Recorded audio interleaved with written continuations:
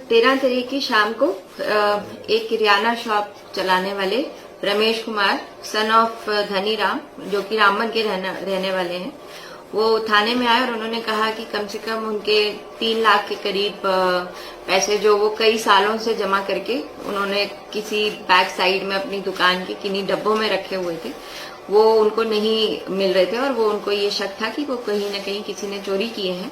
पहले उन्होंने खुद ही ढूंढने की कोशिश की। जब उन्हें वो चोरी का शक उनको आया तो फिर वो थाने में एसएचओ के पास अपनी कंप्लेंट लिखवाने के लिए आए। तुरंत कार्रवाई करते हुए कुछ ही घंटों में उनके जितने भी वर्कर्स थे उनको मतलब क्वेश्चनिंग के लिए बुलाया गया थाने में और स्पॉट पे जाके उस सीन को थोड़ा रिक्रिएट किया गया, देखा गया कि कैसे वो चोरी को अंजाम दिया गया है। वहीं से हमको हिंट्स मिलने शुरू हुए और फिर हमने वहां के सीडीआर आईपीडीआर भी निकाल के टेक्निकल एनालिसिस करके हमें एक सस्पेक्ट को हमने राउंड अप किया। थोड़ी सी क्वेश्चनिंग के बाद उसने खुद ही अपना जुर्म जो है वो कबूल कर लिया और इस चोर का नाम है Bindesh Kumar son of Suramchand, resident of Sincha, और ये इन्हीं कंप्लेनेंट के यहाँ पे एक काम करने वाले इनके एम्प्लॉय का भाई है। तो इस अक्यूज को पकड़ लिया गया है और एफआईआर लगा दी गई है under section 457 and 380। FIR number is 347/2023, police station Ramban. ये पूरी जम्मू कश्मीर पुलिस, हमारे DGP sir, IG sir, DI sir, इन सभी की अपने अपने ऑफिसर्स को यही बार बार डायरेक्शंस आती हैं कि चोरियों को हम हाई प्रायोरिटी क्राइम की तरह ही ट्रीट करें और कोई भी चोरी जो है वो हमारी अनट्रेस्ड की तरफ नहीं जानी चाहिए, क्योंकि ये लोगों का हार्ड अर्नड इनकम, उनकी मेहनत की कमाई है। और अगर ये चोरी होते हैं तो हमें वो चोरों को पकड़ना है, उनकी हिस्ट्री शीट खोलनी है, पर्सनल फाइल्स खोलनी है, जितना उनके ऊपर नकेल कर सकते हैं वो हम कर रहे हैं। And this will continue the way it has been in district Ramban. पिछले 2 साल से हमारे यहाँ पे एक ऑपरेशन थर्ड आई, वो आप जानते हैं, कई बारी मैंने अपनी पुरानी बाइट्स में और पीसीपीजी मीटिंग्स में भी उनका जिक्र किया है। ऑपरेशन थर्ड आई के अंदर हम लोगों से अपील करते हैं कि वो सीसीटीवी कैमरास जो हैं वो अपनी दुकानों के बाहर लगाएं।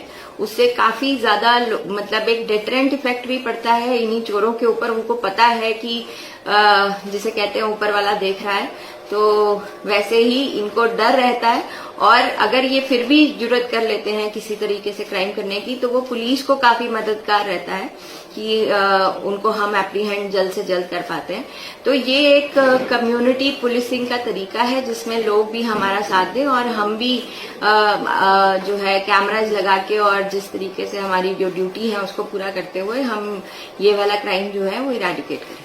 बिल्कुल, हम आजकल कहते ही, अब तो नाम ही यही है हमारा कि कम्युनिटी पुलिसिंग जो है वो हमारी एक और पुलिसिंग का तरीका बन चुका है, जिसके अंदर लोगों के पास जाना, लोग हमारे पास आए, उस चीज का जो पहले एक बैरियर होता था, वो बैरियर्स जो है आई बिलीव कि आज की डेट में वो तोड़ चुके हैं, पुलिस भी तोड़ चुकी है और लोगों के साथ मिलना जुलना, उनके साथ मीटिंग्स, थाना दिवस और ये सारे जो हमारे फ्लैगशिप प्रोग्राम्स हैं, इनको करके हम लोगों के साथ अपना जो आपसी संबंध है वो एक तरह से काफी ज्यादा बेहतर कर रहे हैं।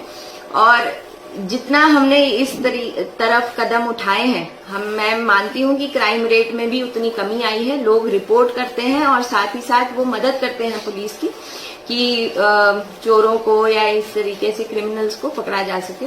और जब से मैं इस डिस्ट्रिक्ट में आई हूँ ये चीज तो मैंने देखी है कि कभी भी कहीं पे भी कोई क्राइम होता है तो वहाँ के पंचेस, सरपंचेस, नंबरदार, चौकीदार वो खुद सामने आते हैं कि वो हमारे पूरे तरीके से। तो थैंक यू बोलना चाहते हैं हम रामबन पुलिस को, बड़ी अच्छी मतलब उन्होंने अपना काम निभाया अच्छे हिसाब से। तो बाकी उनके वहाँ 10-12 आदमी आ गए, उन्होंने फौरन तहकीकात की। तो जिधर से निकला था वो जिधर से आया था, तो उन्होंने उसी वक्त उधर कैमरे के हिसाब से उन्होंने कौन आया था कौन नहीं उसी वक्त कर दिया। तो 4-5 घंटे के अंदर उसको पकड़ लिया, काम किया इन्होंने। हम इनका तहे दिल से शुक्रिया अदा करते हैं।